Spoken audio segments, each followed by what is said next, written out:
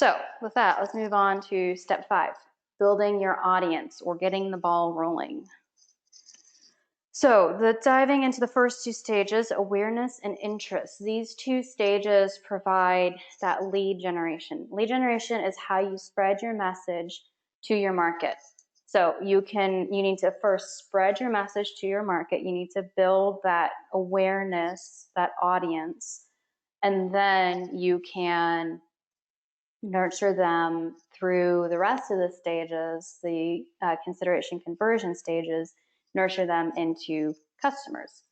So what tactics do you have at your disposal for these stages? You have things like events, webinars like this one, and classes. So yes, this webinar is an audience building tool that we're using for our company. You can also use in-person networking. So for instance, if you joined your local chamber and you're involved with the networking events there, or if you're building partnerships with other people, or you're doing any sort of sales prospecting, that's also lead generation. You have content marketing, search engine optimization, both organic and local for lead generation.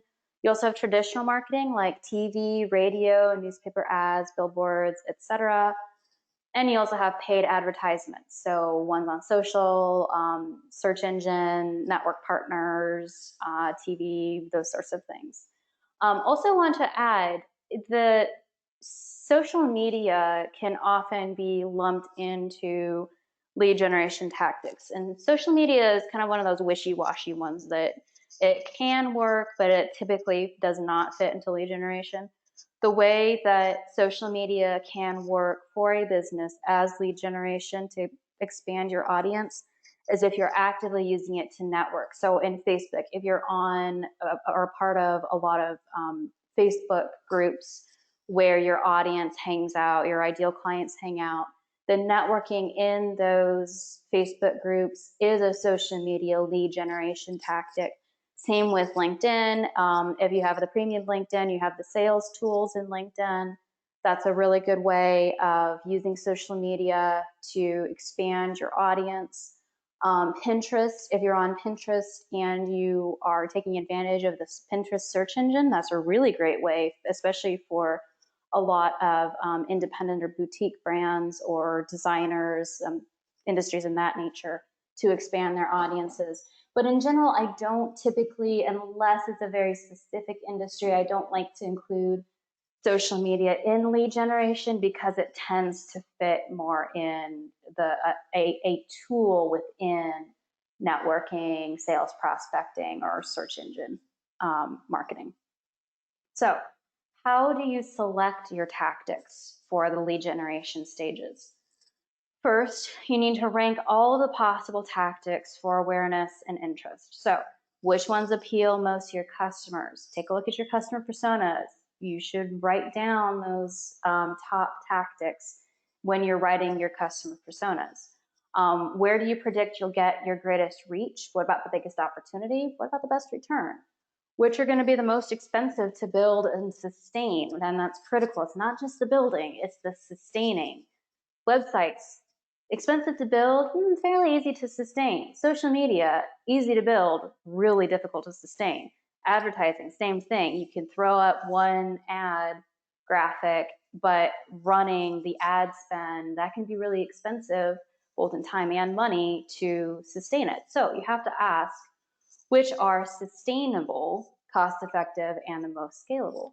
You also have to ask, what's appealing to you? What do you actually enjoy doing? If advertising isn't your thing, if traditional marketing isn't your thing, then don't do it. If you don't want to sustain it, then don't do it right now and just wait, and maybe someday it'll fit and it'll work for your business.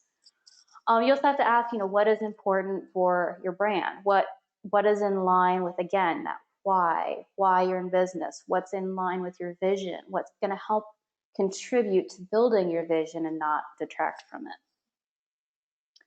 When you're selecting your tactics, you also need to look at what is and isn't working right now. So what's currently getting you the best result? What's currently getting you the worst result?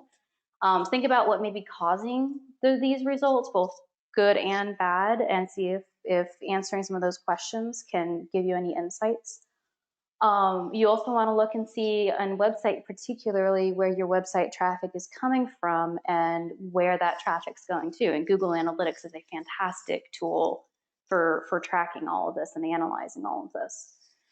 Oh, and finally, you want to see, where do most people hear about you when you have people come in your stores, asking them, how'd you hear about us? And then they'll often tell you which of these tactics is going to be best for you to focus on.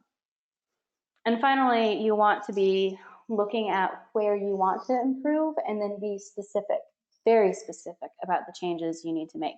So take a look at your business goals for the year. Can you reach your business goals, your revenue goals, whatever your goals are, by just doing what you're currently doing at an amplified rate or by refining it? Or do you need to try something new? And if you need to try something new, then take a look and brainstorm, see what makes sense for your business, see what is going to get you the best results. You can also look and see if you have a specific market or customer persona that you haven't focused on before, but would get you good results if you just started working on it.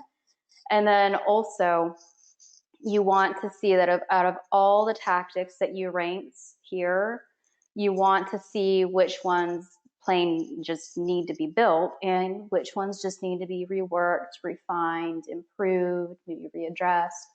Oftentimes this is something like, a website, it's built, but it's been sitting for 5 years and it needs to be improved. Well, fixing that would take, a few thousand to fix up. But once you do that, maybe it'll get you some really good traction and it can start generating more leads for you. So all sorts of different ways that you can pick and choose your ideal lead generation tactics to go after.